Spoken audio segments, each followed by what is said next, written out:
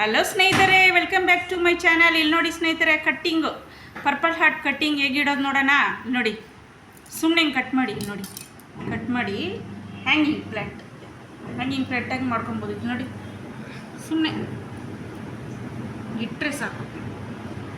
ಆಮೇಲೆ ಲಿಯೋ ನೋಡಿ, ಲಿಯೋ ನೋಡಿ, ಬೋಟ್ಲಿಲಿ ಅಂತಾರೆ. ಇದನ್ನು ಅಷ್ಟೇ, ಎರಡು ಮಿಕ್ಸ್ ಮಾಡಿ ಇಡಿ. ಇದು ಒಂದೇ ಜಾತಿಗೆ ಸೇರಿದ್ದು, ಆದರೆ ಬೇರೆ ಬೇರೆ ವೆರೈಟೀಸು ಅಷ್ಟೇ. ನೋಡಿ, ಸುಮ್ಮನೆ ಹಿಂಗೆ ಇಟ್ಬಿಟ್ಟು ನೀರು ಹಾಕ್ಬಿಟ್ಟು